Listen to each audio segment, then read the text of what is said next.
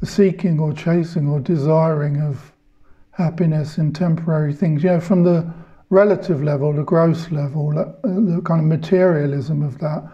I mean, many of us saw through years ago, didn't we? Although we still kind of do it, because it's nice to have nice things.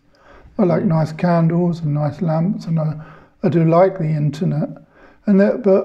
From a recognised place, these are just things to do, aren't they? There's nothing wrong with that.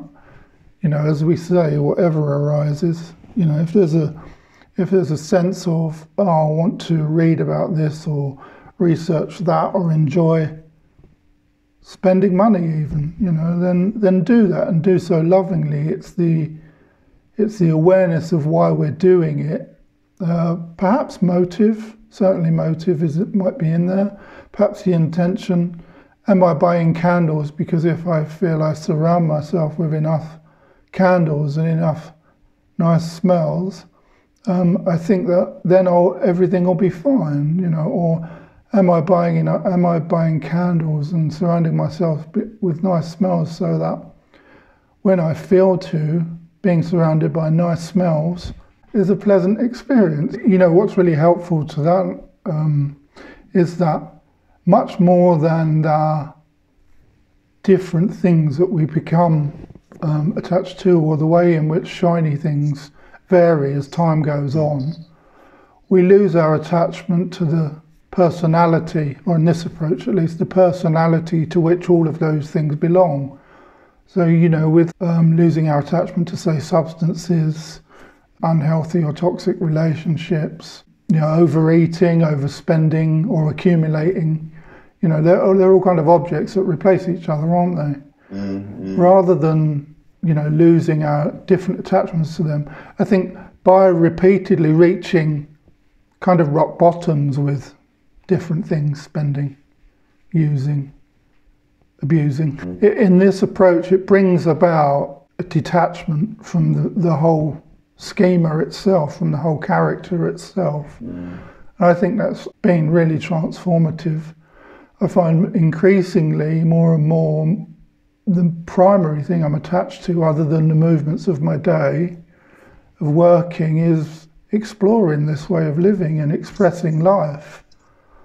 And one of the limits that I still have within that is that I spend so much time talking about it, or writing about it, or studying it. Those are probably the unhealthiest attachments I've got, other than a slight pattern around food that's still being meted out in me. Because I can eat on the movement of what seem like feelings. But as we see, I'm not separated from reality. I'm not living out of an approach of like, oh, Billy's not here and neither is anything else. There are no objects. There is no world. It's all an illusion. It's all in a dream. I'm not saying that. This is much more the expression of the absolute beingness of being itself, and the knowing of the things of the world that I inhabit, and the things of the world I inhabit include the thoughts and feelings about them, and movements towards things and away from things, And there's still that stuff of preference of like, well, I like paneer, I don't eat meat. You could say that's a preference relatively. For me, fortunately, it's one that also enables an attitude, or enables a closer pointing towards absolute truth in the way that this expression is. What speaks to our true nature. I think in the end that's what endures, and that's what rises as our dominant experience. What not only feeds my soul, but what is already a mirror of my soul, not what is something that I need and grasp and desire and want, and then beat myself up about, because needing, desiring, wanting, that's all fine. That's not the self. They're movements, and if that's what arises, go at it. Have at it. But if we have at it and our attitude towards ourself as a result of that is destructive, then it's not feeding or speaking of our true nature. Speaking of separation and isolation and old patterns of shame and the ways of the world, the ways of the conditioning and the generations of family and that kind of psychosocial stuff. Do you think it's true that, that experience that substances brought about when you're there, even though the grip on it is loose, you know it's temporary when we're there.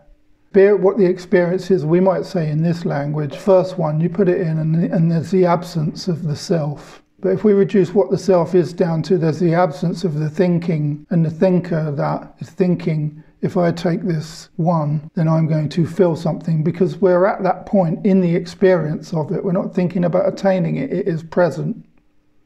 So the thinking and the thinker dissolves in the light of the direct experience. Yeah, almost by the end of that very breath, that sense of ease and comfort, that relief that's brought about, the absence of the seeking seeker, thinking thinker, the absence of the object desired, and the experience of just the observation of the experience itself. Once you've done that enough and you chase that enough and it's brought you to your knees, when you move away from that, particularly if you begin spiritual seeking and you do encounter things like meditation, you begin to discover that very absence of self, absence of seeking, seeker, thinking and thinker, the absence of the objects is something you can know without those things. So that thing isn't really essential to you anymore. That doesn't mean we don't still experience uncomfortable feelings sometimes, go through difficult experiences, have complicated thoughts and get overwhelmed by the objects that thoughts and feelings are. But you know they belong to something greater, something good, something God. In the end, they belong to a bigger story. There's a bigger story than my little story. There's a bigger, you become the theatre in which the play called me is on the stage, and I am the actor in the play called me, trying to control the whole show, the lights, the ballet and the scenery. You become the theatre of truth and not the theatre of the lie.